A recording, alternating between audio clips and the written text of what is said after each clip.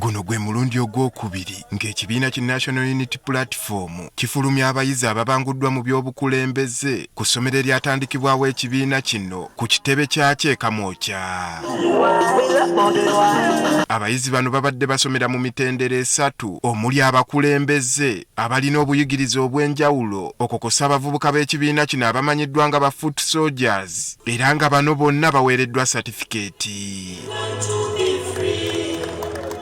Dayirekita w'essomero lino Doreen Kayija ategeezezza nti abayizi 200 be baasaba 170 ne baweebwa omukisa nga ku bo 149 be basobodde okumalako. Wabula ategeezezza ng'ekyamajja okulumba essomero lyabwe ne goonoona ebintu bye baali beeyambisa mu kusomesa bwe kyabakosa. But we are grateful that the party leadership didn't relent.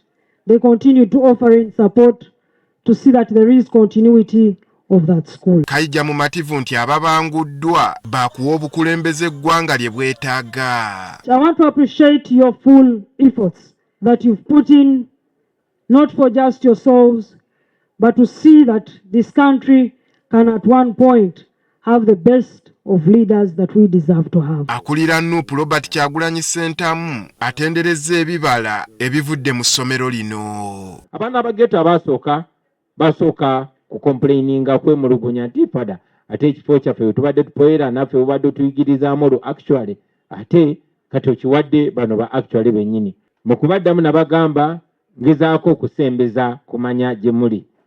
Kyali tekirabibwa kiseera ekyo nebaza Katonda nti kitandise okulabibwa. Abatikkiddwa Kyagulanyi abakubirizza okuba eky'okulabirako bamanye nti bo ky'ekifaananyi ky'ekibiina nga n'amagezi ge bafunye bagagabane n'abalala. Abantu abanaabalaba bajja kusinziira ku mmwe okutupima mukole kyonna kye musobola okutuwa ekifaananyi ekirungi. Dr. Spaya Ssentonga abadde omwogezi w'olunaku abakubiriza obutakulembeza bigendererwa byabwe nga bagenze mu bukulembeze.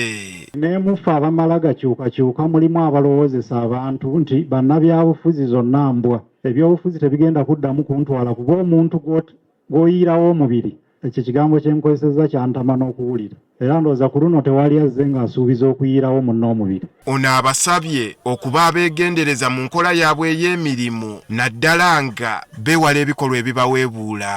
Oluusi muvuma ekiteetaagisa. Sigamba mmwe ndowooza abataliiwo. Oluusi omuntu anyiiga n'avuma. Ndowooza nange nalinyiizeeko n'envuma. Wadde nze nvumira mu katuuni sivuma butereevu ng'abamu ku mmwe. Babamalirizza emisomo gino basiimye omukisa ogubaweereddwa nga bategeezezza nti tebasigadde kyekimu. Nze nakuguka mu kubala bitabo naye okujja okusoma wano kunyongeddeko ate obukugu mu bukulembeze. Kati ndi wakabi nnyo mu bukulembeze so nina 2. Sina kifo kye njagala naye nali mu kiraasi ati fasi nagendeyo nga simanyi nti bwe biti bwe biri.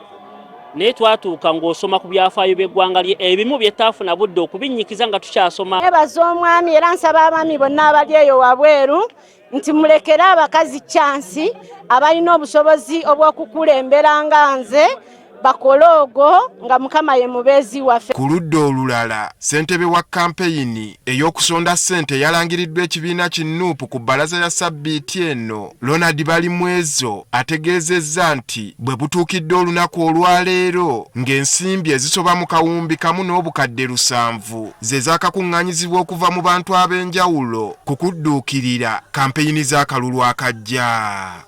Andrew Kagwa, Agafeeyo, Spark TV.